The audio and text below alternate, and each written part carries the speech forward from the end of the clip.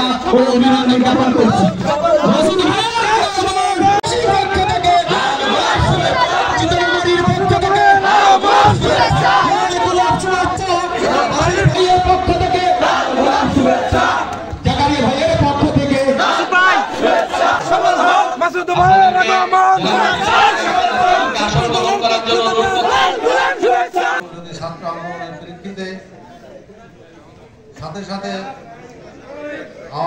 ভাই সভার সভাপতি আসন গ্রহণ করার জন্য প্রস্তাব রাখছেন 95 চিতলমারি মোল্লাহাট ফকিরহাটে যিনি প্রতিদ্বন্দ্বিতা করেছেন ও বাংলাদেশের সাধারণ মানুষের ভালোবাসা নিয়ে যিনি বাগেরহাট বার কাউন্সিলের অন্যতম সদস্য বিক্রুল ইসলাম অপু, ছাত্রদল যুবদল এখন পদ নেওয়ার চিন্তা করবে, কিন্তু কাউকে সম্মান করবে না আর কাউকে অসুবিধায় সরা যাবে, আমাদের দল ক্ষতিগ্রস্ত হবে।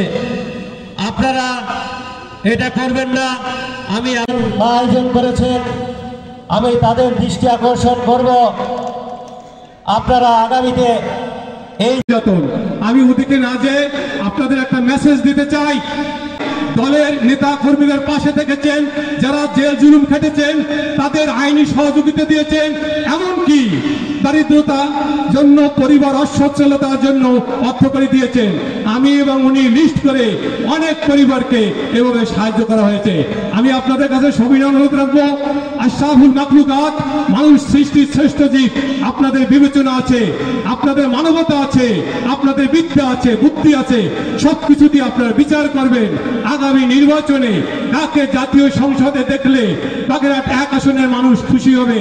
আমি বলতে চাই, among the leaders, Engineer Masud Rana is a unique leader. Is a unique leader. Is a unique leader. Is a unique leader. Allah হাফেজ, সবাই ভালো। নির্বাচন যে অংশগ্রহণ করে এবং যদি নমিনেশন পান, যেহেতু 18 সালে উনি পেয়েছিলেন, আবার যদি নমিনেশন পায় তাহলে আমরা কি এক আছি সবাই? তাহলে আমরা সবাই এক যদি থাকি তাহলে মাসুদ রানা এই 1 আসনে আমরা এমপি পাবো। এবং আপনাদের সবাইকে আমি বলতে চাই যে আমাদের ভিতরে যেন নিজেদের ভিতরে যেন কোনো দ্বন্দ্ব সৃষ্টি না হয়। এই দেশের পাতানো নির্বাচনে বিএনপি ভুল করে হোক আর সিদ্ধান্ত যেভাবেই নিক না কেন তারা নির্বাচনে এসেছিল বিশ্বাস করে। আমাদের দলের সর্বোচ্চ নীতি নির্ধারকদের এবং তারেক রহমানের মনোনীত প্রার্থী আমাদের মাঝে আজকের সবার সম্মানিত মধ্যমণি প্রধান অতিথি, ওনাকে কিন্তু ওই নির্বাচন করতে দেয়া হয় নাই। উনি কিন্তু ওই নির্বাচনে এই আওয়ামী লীগ তথা শেখ হেলালের নির্দংশনের শিকার হয়েছে। আমরাও কিন্তু বাকি পড়ি নাই। আমার ভাইও ওই নির্বাচনে জনসভায় ভাঙচুর করা হয়েছিল। আমার কথা অনেকে বলে গেছে। জনাব তারেক রহমান 2023 সালে 13 জুলাই যে জনগণের সামনে যে উপস্থাপন করেছিলেন, সেই জিনিসটাই আসলে আমাদের প্রধান ফোকাস। তারই মাধ্যমে আমাদের একটা সমাবেশ, যেখানে থাকার কথা ছিল আমাদের জনগণের সম্পৃক্ততা। হয়তো আমরা সাধারণ মানুষ, দলমত নির্বিশেষে সকল মানুষের সমাবেশ ছিল এটা, যেটা আমরা আমাদের চেয়ারম্যান সাহেব, বর্তমান ভারপ্রাপ্ত চেয়ারম্যান জনাব তারেক রহমান সাহেব, যেটা 31 দফা, যে কারণে উনি 31 দফা রাষ্ট্র কাঠামোর জন্য 31 দফা যে ডাক দিয়েছেন, যে উপস্থাপন করেছেন, সেইগুলো জনগণের সম্মুখে বলা। এখানে আমরা এটাকে কর্মী সভার মধ্যে নিয়ে এসেছি। আসলে আমাদের কর্মী এত আলহামদুলিল্লাহ, আমি খুবই গর্বিত যে আমাদের রাজনৈতিক সহযোদ্ধা ভাইয়েরা এতই বেশি যে একটা ইউনিয়ন এবং আশেপাশের ইউনিয়ন থেকে হয়তো কিছু এসেছে, কিন্তু আমি আপনাদের আমার হৃদয় অন্তঃস্থল থেকে আমি আমার বিএনপির ভারপ্রাপ্ত চেয়ারম্যান জনাব তারেক রহমান সাহেবের পক্ষ থেকে আপনাদের জানাচ্ছি আন্তরিক শুভেচ্ছা ও মোবারকবাদ। প্রিয় রাজনৈতিক সহযোদ্ধা ভাইয়েরা ও আমার সামনে উপবিষ্ট সাংবাদিক বৃন্দ, প্রশাসন বৃন্দ সহ চিতলমারী থানার হিজলা ইউনিয়নের সাধারণ মানুষ বৃন্দ সহ অন্যান্য নেতৃবৃন্দ, আপনাদের সম্মুখে আমার বক্তব্য যে জিনিসগুলো দেওয়ার কথা দিতে চাচ্ছি,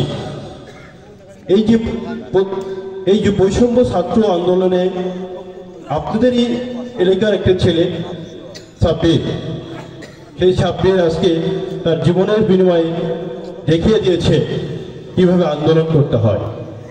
এই সাব্বির কলেজ পড়ুয়া ছেলে ছিল, আইএস ইন্টারমিডিয়েট পরীক্ষা দিচ্ছিল।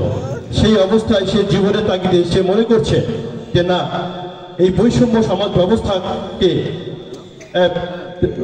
থেকে আমাদের নিস্তার নিতে হবে, আমাদের মুক্ত হতে হবে এই সমাজ ঘুরে দেওয়া সমাজকে। তাই সে কিন্তু শুধু চিতলমারী থেকে সে কিন্তু তার পরীক্ষাকে চিন্তা না করে, তার ইন্টারমিডিয়েট পাসকে চিন্তা না করে সে কিন্তু চলে গেছে শুধু ঢাকাতে আন্দোলন করতে। সেই আন্দোলনে যে সে শহীদ হলো, সে দেখিয়ে দিল সারা বাংলাদেশকে কিভাবে একটি সন্ত্রাসের বিরুদ্ধে, এটা বৈষম্য সমাজ ব্যবস্থার বিরুদ্ধে যুদ্ধ করতে হয়। আর তারই আমি গভীর শ্রদ্ধার সহিত আমি স্মরণ করছি সেই সমস্ত শহীদদের যারা আমাদের বৈষম্য বিরোধী ছাত্র আন্দোলনে জীবন দিয়েছে। এবং সাব্বিরের বাবাকে আমি আমার হৃদয়ের অন্তঃস্থল থেকে আমি তাকে শ্রদ্ধা চিত্তে সালাম দিচ্ছি এবং আমার দেশ নায়ক আমাদের ভারপ্রাপ্ত চেয়ারম্যান জনাব তারেক রহমানের পক্ষ থেকে আমি তাকে আমার পক্ষ থেকে আমি সালাম ও মোবারকবাদ জানাচ্ছি। প্রিয় চিতলমারীবাসী, এই বৈষম্য, এই ছাত্র জনতার যে বৈষম্য আন্দোলনটা আসলে নেতৃত্ব দিয়েছিলেন, সংগঠিত করেছিলেন আমাদের ভারপ্রাপ্ত চেয়ারম্যান জনাব তারেক রহমান। আপনারা চিন্তা করে দেখো 16টা বছর বাংলাদেশ একটা রুদ্ধ কারাগারে ছিল, যেখানে ছিল না কোনো গণতন্ত্র ছিল সমাধিতে পরিণত হয়েছিল, মানুষের মৌলিক অধিকার সমাধিতে পরিণত হয়েছিল। আর রাষ্ট্র মালিকানা আমরা জানি জনগণ, সেই রাষ্ট্রের মালিকানা পর্যন্ত এই বিগত পতিত শেখ হাসিনা অবৈধ সরকার কেড়ে নিয়েছিল। 5ই আগস্টের ছাত্র জনতার গণ অভ্যুত্থানের মাধ্যমে যে আমরা একটি মুক্ত আকাশে নিঃশ্বাস নিতে পারছি, কিন্তু একটা বলা যায়, অনেকে বলে এটা আবার নতুন করে স্বাধীনতা অর্জন করেছি, কিন্তু এই স্বাধীনতা কিন্তু দেশমাতৃক এর বিরুদ্ধে এখনো কিন্তু দেশি বিদেশি অনেক ষড়যন্ত্র চলছে। এই বিদেশি ষড়যন্ত্রকে মোকাবেলা করতে গেলে অবশ্যই আমাদের ঐক্যের বিকল্প নেই। আমরা বিএনপি জাতীয়তাবাদী পরিবার, ঠিক আছে প্রিয় হিজলাবাসী, আমরা দলমত নির্বিশেষে একটু চিন্তা করে দেখি, সবার ঊর্ধ্বে দেশ। এই দেশকে যদি নতুন করে পুনর্গঠন করতে হয়, পুনরায় গঠন করতে হয়, তখন জাতীয়তাবাদী পরিবারের পক্ষে একা পক্ষে সম্ভব নয়। আমাদের সম্মিলিত প্রচেষ্টার মাধ্যমে একটি সুজলা শস্য সমান বাংলাদেশ গড়া সম্ভব। বাংলাদেশ আজকে কোথায়? বাংলাদেশ আজকে অর্থনৈতিক প্রবৃদ্ধি এমন একটা জায়গায় দাঁড়িয়েছে, যেখানে ছিল 6.88, সেখানে 3.91 অর্থনৈতিক প্রবৃদ্ধি দাঁড়িয়েছে।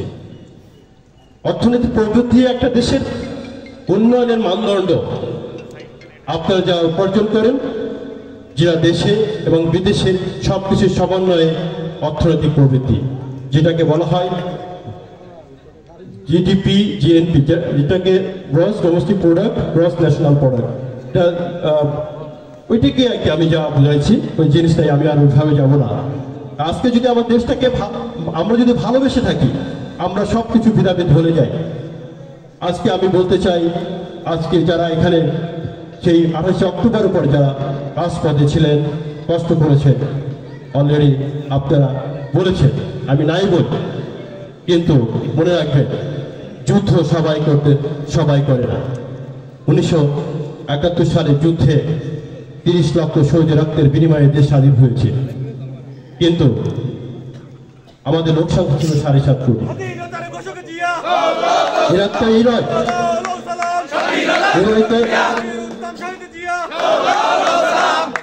এর অর্থ এই নয় যে আমরা 7.5 কোটির মধ্যে যারা 30 লক্ষের পরে যারা ছিল তারা রাজাকার, কখনোই। আমরা বিশ্বাস করি, আমরা যুদ্ধ করেছি 28 তারিখের পর এবং আগেও পরে এই ফ্যাসিবাদ, বিগত ফ্যাসিবাদ সরকারের বিরুদ্ধে, কিন্তু আমরা আমদানি নির্ভর হয়। মনে রাখবেন, সে দেশের অর্থনীতি কখনো ভালো থাকে না।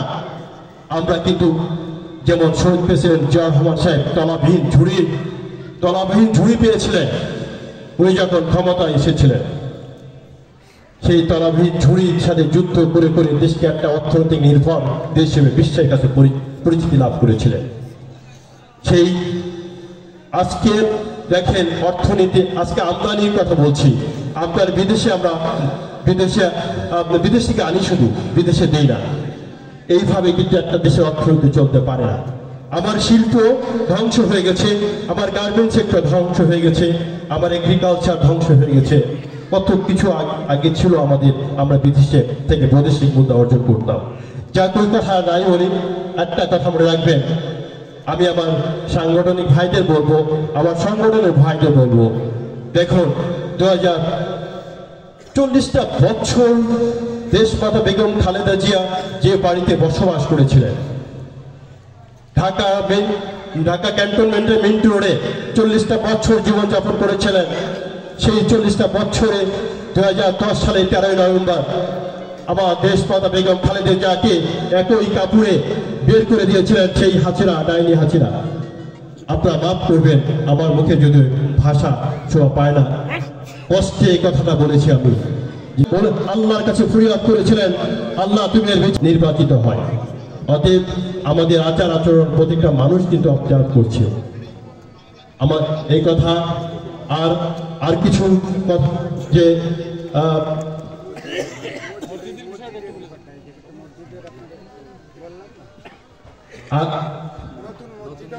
এখানে একটা আমাকে সালিম সাহেব বলেছেন, যারা শহীদ হয়েছে এই বৈষম্য বিরোধী ছাত্র আন্দোলনে, তাদের ওই সমস্ত জায়গায় এক একটা সরকারি প্রতিষ্ঠান হবে। আমাদের ভারপ্রাপ্ত চেয়ারম্যান ইতিপূর্বে বক্তব্যে বলে গেছেন। আর আমরা বলতে চাই যে বাগেরহাট আমি বলতে চাই, যদি আমরা ক্ষমতায় আসি, আমরা এটাকে শিল্প নগরীতে পরিণত করব, যেখানে কোনো বেকারত্ব থাকবে না, বেকারত্ব থাকবে না, দারিদ্র মুক্ত সমাজ ব্যবস্থা করবো ইনশাল্লাহ। এবং